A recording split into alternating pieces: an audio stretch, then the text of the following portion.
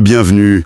Au Sénégal en ce moment, on sent une ambiance, une sorte d'effervescence, mais contenue. Oui, tout le pays retient son souffle, c'est ça. Tous les regards sont tournés vers un seul événement, la Coupe d'Afrique des Nations. Et avant même le premier coup de sifflet, il y a ce moment, ce rituel, l'annonce de la liste. L'annonce de la liste des joueurs par le sélectionneur Pape Thiaw. C'est presque aussi attendu que la compétition elle-même. C'est toujours un moment charnière. Pour les supporters, c'est le début des débats. Des débats sans fin. Qui aurait dû être là, qui ne le mérite pas. Exactement. Mais en coulisses, la tension, elle est d'un tout autre niveau. C'est là que commence le vrai bras de fer. Entre qui et qui? Entre les fédérations nationales et les clubs européens.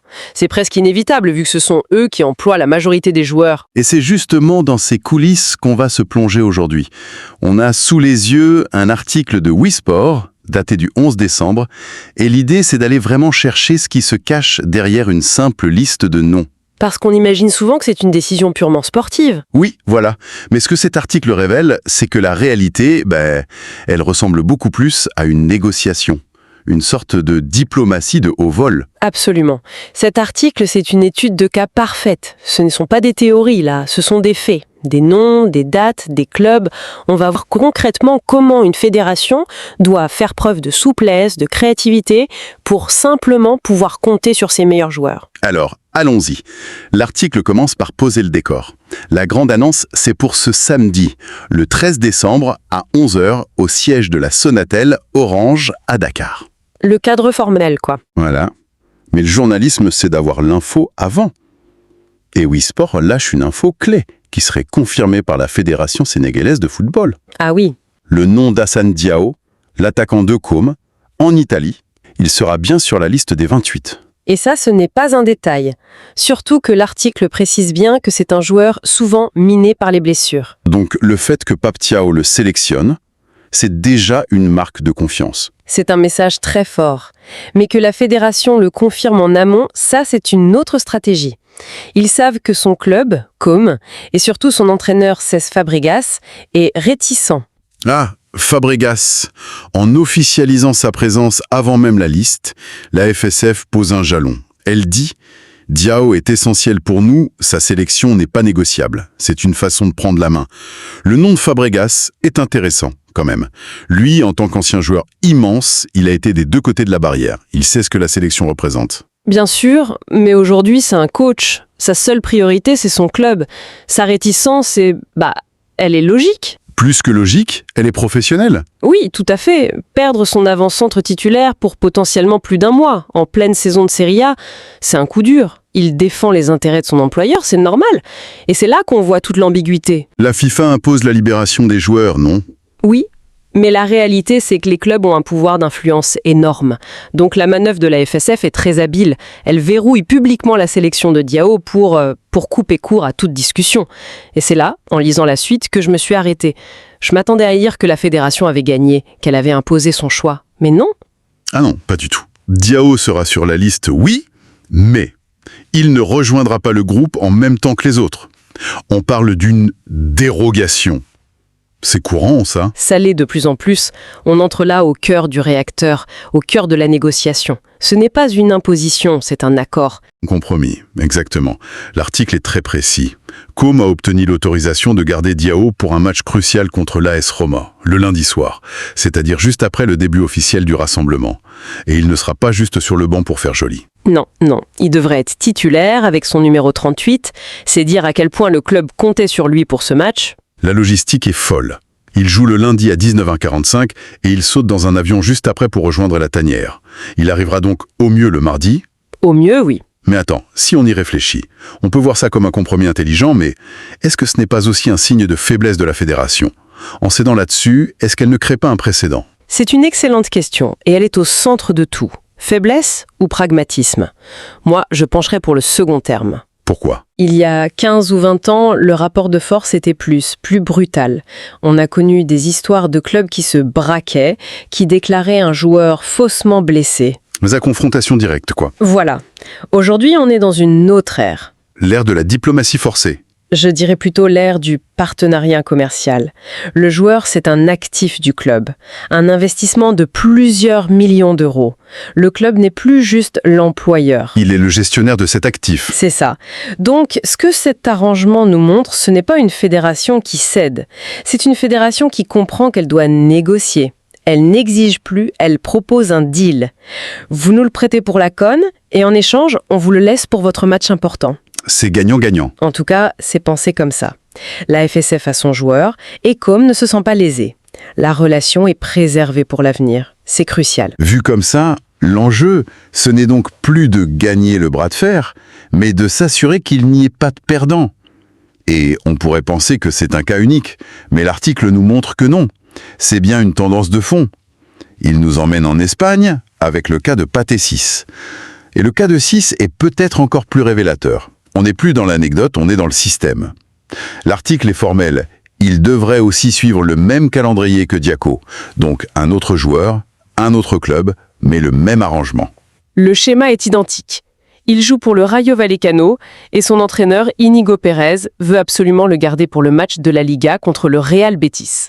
Qui a lieu quand ? Le lundi soir aussi. C'est incroyable. Et là encore, il y a un contexte particulier qui donne du poids à la demande du club. Wisport nous apprend qu'il était suspendu pour les 2 derniers matchs. Il vient tout juste de purger sa peine. Pour le Rayo, le récupérer pour un seul match avant de le voir partir un mois, c'est presque une question de principe. C'est un argument béton pour le club ZA. Bien sûr, le coach peut dire à la fédération « Écoutez, on a déjà été pénalisé par son absence, laissez-le nous pour ce match, c'est crucial ». Ça montre bien que ce ne sont pas des caprices de clubs riches, non, ce sont de vrais impératifs sportifs. Voilà. Et le fait que la fédération sénégalaise semble prête à accepter un accord similaire pour un deuxième joueur dans un autre grand championnat, ça prouve que ce n'est plus une exception, c'est une nouvelle politique. On a donc 2 joueurs, 2 clubs, 2 championnats majeurs et 2 négociations qui aboutissent au même résultat, une arrivée en décalé. On a parlé du point de vue des clubs, de la Fédé, mais le joueur dans tout ça. Le joueur... Il est littéralement pris en tenaille, non pas ? C'est... Entre son employeur qui le paie des millions et l'appel de son pays. C'est le grand non-dit de toute cette histoire. Le joueur est au centre d'une tension énorme. D'un côté, la loyauté envers le club, qui lui assure sa carrière, sa stabilité. Il ne peut pas se mettre son coach à dos. Et de l'autre, la fierté immense de porter le maillot national. Jouer la CAN pour le Sénégal, c'est le rêve d'une vie. Bien sûr. Donc en réalité, ces compromis, ils arrangent aussi le joueur. Il n'a pas à choisir son camp. Exactement. Un accord comme celui-ci, c'est une soupape de sécurité pour lui. Il peut remplir sa mission jusqu'au bout avec son club, partir en bons termes, l'esprit tranquille, et ensuite se consacrer à 100% à la sélection. C'est vrai que la situation inverse, un joueur qui part en claquant la porte après une semaine de conflit. Dans quel état mental arriverait-il au rassemblement ? Ces négociations, c'est aussi une forme de management psychologique. C'est s'assurer que les joueurs arrivent dans les meilleures dispositions possibles. Alors si on essaye de prendre un peu de hauteur, qu'est-ce que ces 2 exemples nous apprennent sur la préparation d'une grande nation de foot comme le Sénégal à l'aube de la CAN ? Ça nous apprend que le métier de sélectionneur a radicalement changé. Pape Thiaw ne doit pas seulement être un tacticien hors pair. Il doit être un diplomate. Un diplomate, un gestionnaire de relations internationales, un expert en logistique. Il doit jongler avec les calendriers de la Serie A, de la Liga, les intérêts de chaque club, l'état de forme et l'état psychologique de chaque joueur. C'est un puzzle d'une complexité folle. Complètement. Donc, ce qu'on voit de l'extérieur comme la simple publication d'une liste de 28 noms, c'est en fait l'aboutissement de semaines, voire de mois de discussions en coulisses. Précisément. Ça redéfinit ce qu'est le succès en amont de la compétition. Oui. Le succès, ce n'est plus seulement d'avoir les meilleurs joueurs sur le papier, c'est d'avoir réussi à les rassembler. Et cet article de Wisport, il nous offre cette fenêtre sur l'invisible. La victoire, elle ne se joue pas que sur le terrain. Elle commence bien avant. Elle commence par la capacité d'une fédération à naviguer dans ses eaux troubles, à faire les bons compromis pour avoir ses forces vives. Même si ça implique de déroger à l'idéal d'une préparation qui commencerait la même seconde pour tout le monde. Ce qui change complètement la perspective. Un retard de 24 ou 48 heures pour Diao et 6, ce n'est pas un échec ou un handicap. Non, c'est le prix à payer pour les avoir. C'est le résultat d'une négociation réussie. C'est le coût de la réalité du football moderne. Ce n'est plus un conflit entre le patriotisme et le business, c'est devenu un marché. La sélection nationale est devenue un partenaire qui doit négocier avec l'employeur principal du joueur. La fédération n'a pas seulement convoqué Diao et 6, non. Elle a en quelque sorte acheté leur libération en offrant une concession en retour, ce fameux dernier match. C'est un changement de paradigme total. C'est une vision beaucoup plus crue mais sans doute plus réaliste. Pour résumer donc, l'annonce de la liste de Pape Thiaw, c'est ce samedi. Mais ce qu'on sait déjà grâce à Wisport, c'est que les contours de cette liste sont dessinés par des accords complexes. Des accords au cas par cas. 2 joueurs cadres, Hassan Diao en Italie et Pathé Ciss en Espagne, ont obtenu l'autorisation de rejoindre la sélection avec retard pour disputer un dernier match décisif pour leur club. C'est la démonstration parfaite que le pouvoir, dans le football mondial, s'est déplacé.